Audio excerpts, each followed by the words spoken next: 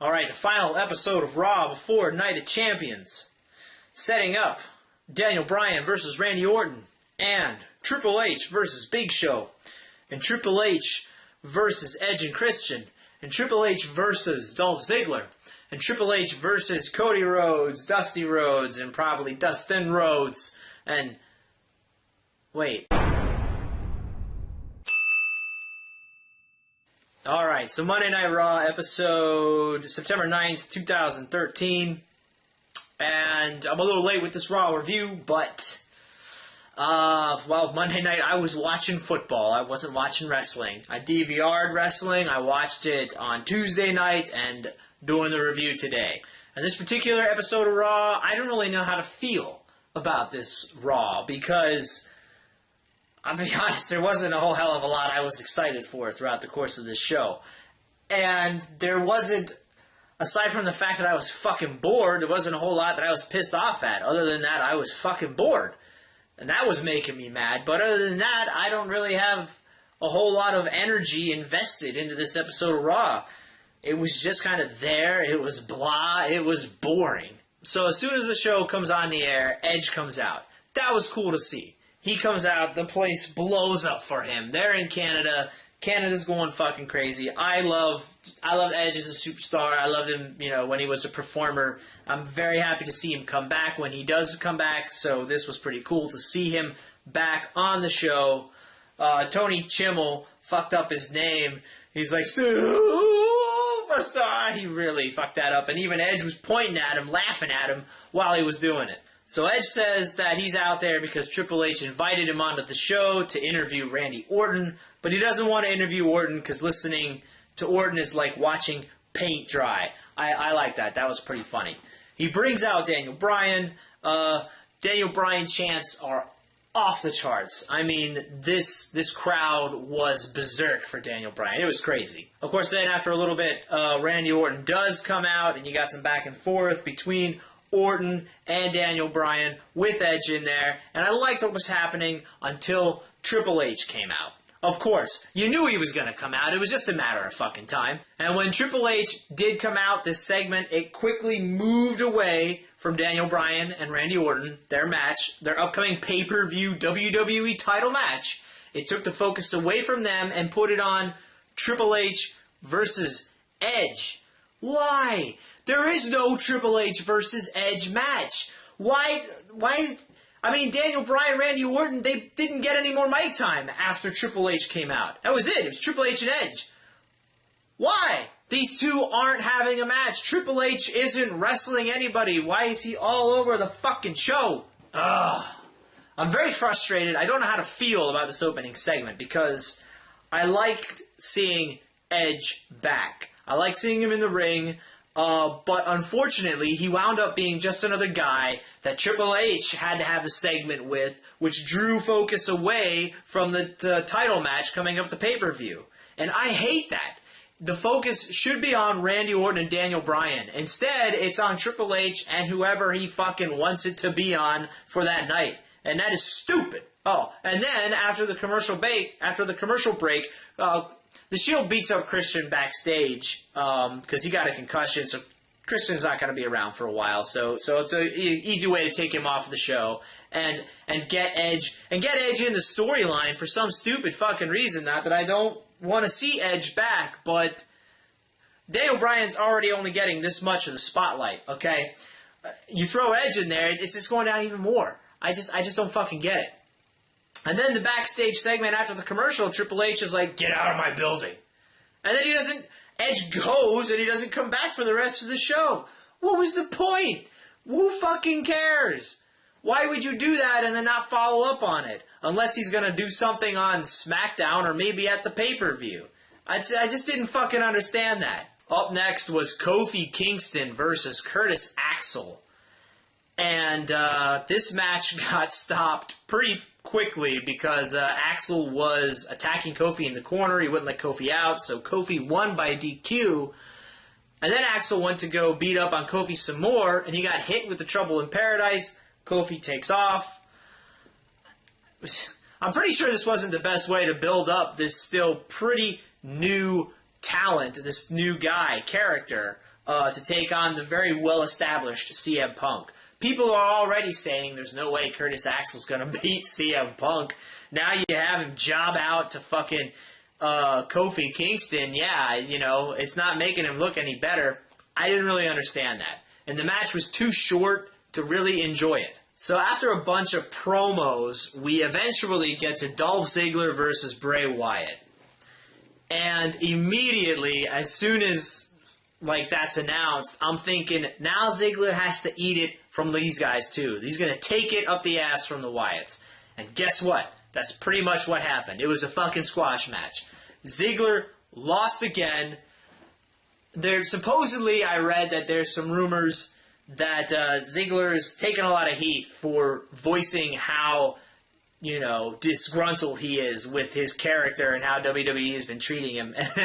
And let me tell you, that's the wrong thing for Ziggler to do.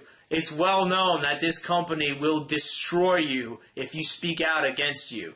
Like, if you hate the fact that they're putting you low and you tell somebody in the media about it, just fucking put you lower, down, buried. Ziggler, he's the only guy I can think of that can't win any matches as a face or a heel.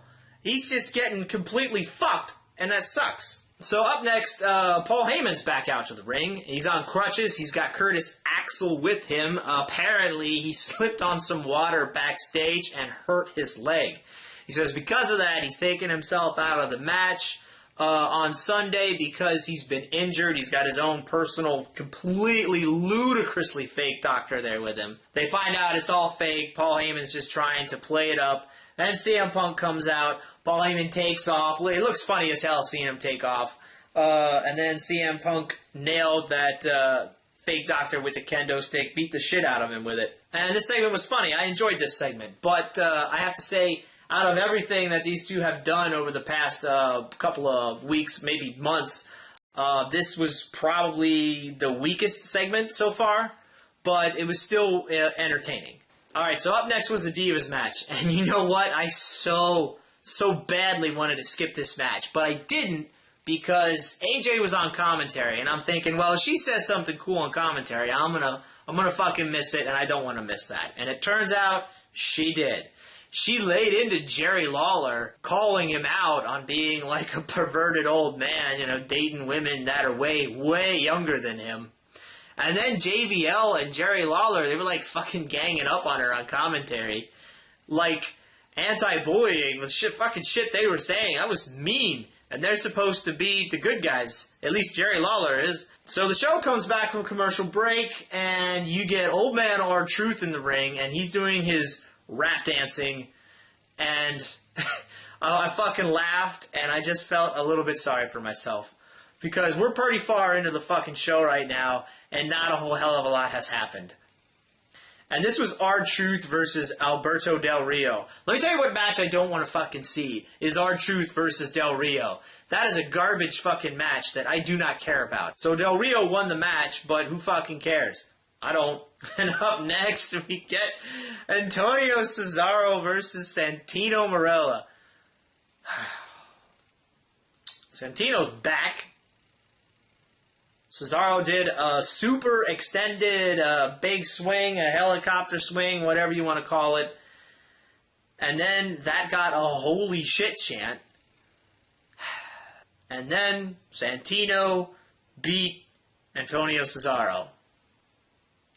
And again, I laughed, and then I felt even more sorry for myself. And next up, we get Damien Sandow versus The Miz. Damien Sandow versus The Miz? Why can't this give me something fucking entertaining to watch? I mean, how far are we into here? 2 hours? We get fucking nothing. It's fucking garbage, man. I can't believe that this show was filled with so much boring trash. So far up to this point in the show, Fandango came out, distracted The Miz, oh boy, and then Sandow rolled up Miz from behind, gets the win. Jesus Christ. This whole show has been so lackluster and dull with very few fucking bumps of entertainment. It's just not. It's just fucking garbage, man. Like, I was seriously so bored with this show. I couldn't stand it. But finally, after this, we get something entertaining. They've been showing these Goldust video packages all night long, And it was some pretty cool stuff, you know, pretty nostalgic to see Goldust back in his heyday.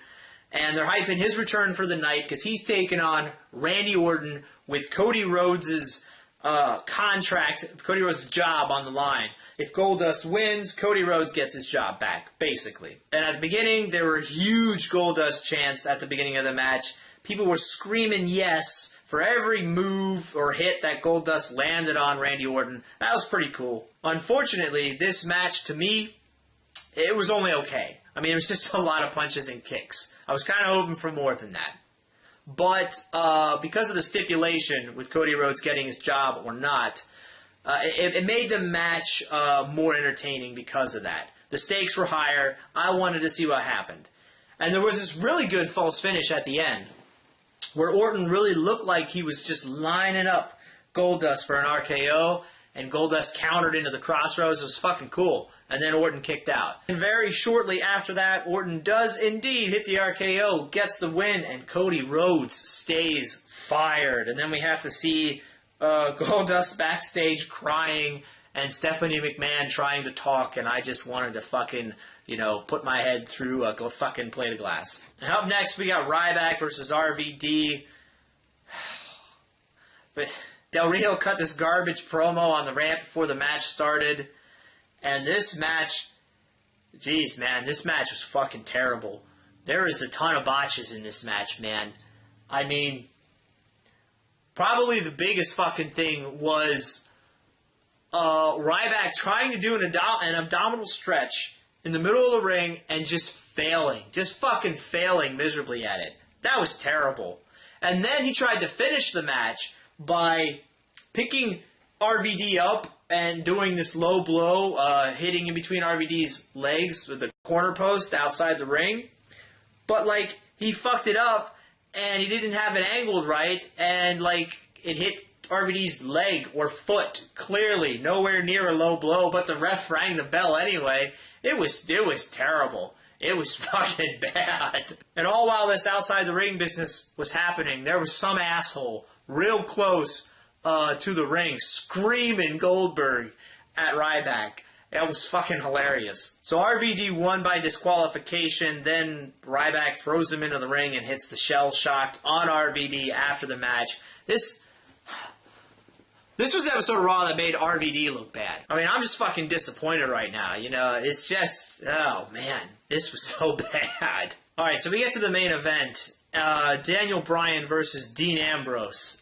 And we get Big Show and Reigns and Rollins at ringside. Big Show's supposed to be in Daniel Bryan's corner, but he's not allowed to touch the Shield in any way, shape, or form, or he'll be fired, I guess. Thankfully, this was a pretty good match between Ambrose and Bryan. It was solid action. I was entertained. The match went on for a while. I enjoyed it. Daniel Bryan was outside the ring at one point, and Roman Reigns tried to hit Daniel Bryan with a spear. Bryan moves. Reigns spears the stairs. That was pretty cool. And then Seth Rollins, he eats the announcer's table. And then Ambrose sneaks up from behind, nails a DDT on the outside, and just kind of rolls Daniel Bryan into the ring, hits the covers for the pin, but Daniel Bryan kicks out. Ambrose is screaming, "Just stay down! Why won't you stay down?" And then Daniel Bryan gets a quick roll-up pin out of that. Daniel Bryan wins the match. Then Orton's music hits. He runs down. He walks fast down to the ring and hits, Daniel Bryan hits a suicide dive to Orton from the ring to the outside. They start brawling, but immediately the Shield is all over Daniel Bryan, and Big Show can't do anything about it. So then we get more Big Show bullshit. It's the same fucking stuff from last week. They devoted an entire main event to this garbage last week, and now they're doing it again, like putting 5-10 minutes of this week's main event segment to it. It's Big Show. He's like sobbing. He doesn't want to hit Daniel Bryan. Triple H is out there. Stephanie's out there too. It's the same fucking thing as last week. But at least this time, Big Show was hemming and hawing with Orton yelling at him, and Daniel Bryan got back up and hit Orton with a running knee or a double knee when Randy Orton turned around. Finally, after like 5 weeks of Daniel Bryan getting his shit pushed in by Randy Orton and Triple H. He is the one standing tall at the end of the show, holding the WWE title over top of Randy Orton. That's a good visual. That's a good way to close out Raw before the pay-per-view. Too bad it took a hell of a lot of Big Show and a bunch of other bullshit to get there. So overall, like I said, I was pretty fucking bored with this episode of Raw. I mean, there was not that much happening. Aside from seeing Goldust come back, which was cool, and his match with Randy Orton and the main event, that was it. And all that occurred in the last hour of the show. The first 2 hours were fucking terrible. And that Ryback RVD match was garbage. Garbage! And I did enjoy seeing Edge back, but it seemed like they set it up for something that just went nowhere. So I don't know if he's going to come back again. I think he's supposed to be on SmackDown, so maybe they're going to build something up for the pay-per-view. I don't fucking know. But overall, I was not very impressed with this episode of Raw.